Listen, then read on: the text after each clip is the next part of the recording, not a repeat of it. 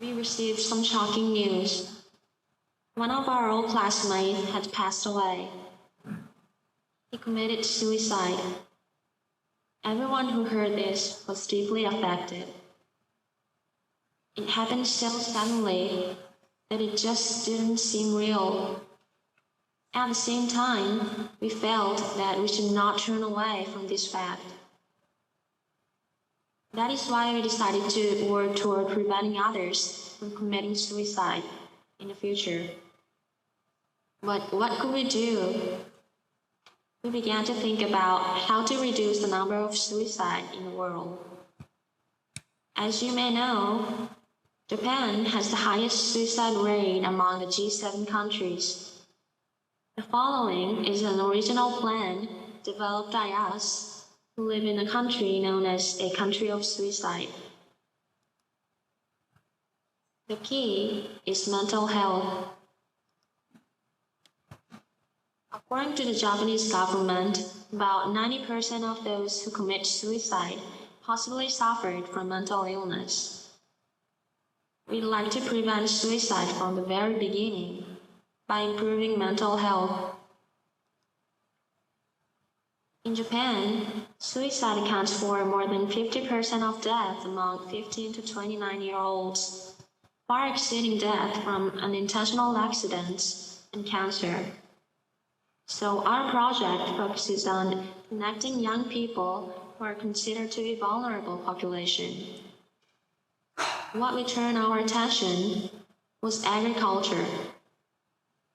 Agriculture and suicide. Now, we will begin to explain how these two far apart things are involved. First, let us explain the positive impacts of agricultural work on mental health. A survey of people with disabilities who have engaged in agricultural work through Agricultural and Welfare Partnership Initiative in Japan shows that agricultural work has the positive impact on their mental health. As you can see here, the participants were able to obtain the positive effects from the farm work, such as brighter expressions, calmer emotions, improved motivation, and so on. Farming provides exposure to sunlight and entails physical activity. This increases serotonin in the body. Serotonin, known as the happy hormone, stabilizes the mind and reduces stress. It also decreases the stress hormone called cortisol, which helps combat stress. We believe that agricultural internships are a great way for people to interact with nature and encourage them to get sunlight and to exercise without being aware of it. Furthermore, farming can completely change the surrounding environment. Agriculture is often conducted far away from urban areas. This allowed students who feel like school is the entire world to break out of that closed world. Now, we'd like to introduce agriculture internship by matching. As Kana and Ayana mentioned, students who attempt suicide often have problems at home or at school. Escape from the confines is often difficult for them. Farmers, on the other hand, also have problems. About 75% of the world's farmers are often small, family-run businesses. So many farmers in the world cannot afford agriculture machines and suffer from labor shortages and poverty. Moreover, both groups tend to feel isolated. Durkheim, known for his suicide theory, states that weak societies can be a cause of suicide. So we came up with the idea of matching students with farmers. The process will be as follows. First, we will develop a smartphone application to gather participants, share information, and match students with farm internships.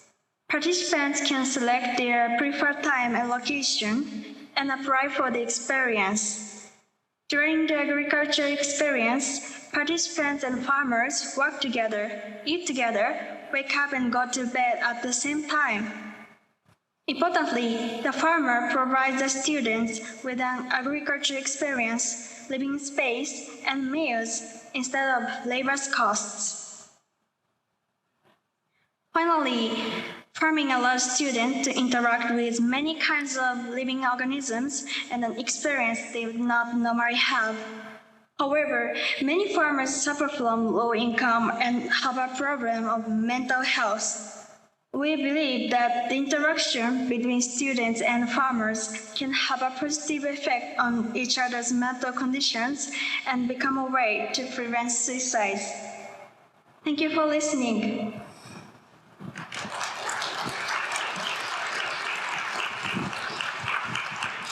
Thank you very much, Team Hirosaki.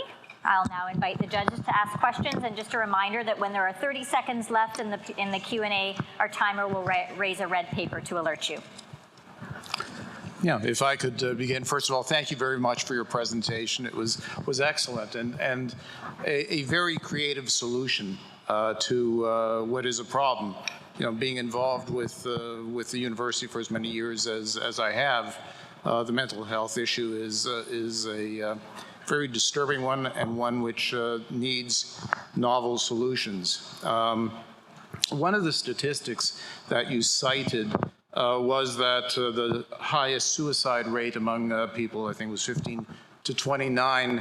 The greatest cause of death for youth in this group was, you said, 50% of death. Now, I think that was specific to Japan.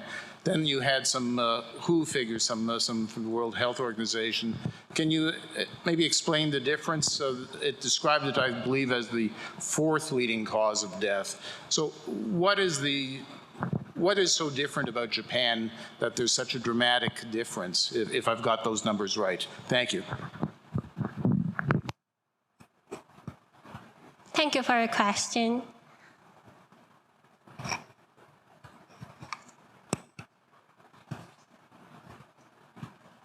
I think first is that in Japan, mental health literacy is very low. Many people think that mental illness is kind of embarrassing thing. And second, there is an unique sense of Japanese people. In Japanese, there is a term that I'll die to make my apologies. This shows that Japanese people tend to think that they should die gracefully rather than live with their mistakes. That's all. I'm going to add my thanks and appreciation to Rex. It is very moving to see how you were mobilized by the loss of a dear peer. This issue is common across universities, and as we all know, has been exacerbated by COVID. I really like the idea of matching algorithms and solving two problems at once. I wanted you to elaborate a little bit on the execution of this idea. How many peers do you think they will sign up? Will this be more of a platform? Will it be more like an individual match? Will you facilitate dialogue? Just give us a little bit more detail to how you would plan to execute it.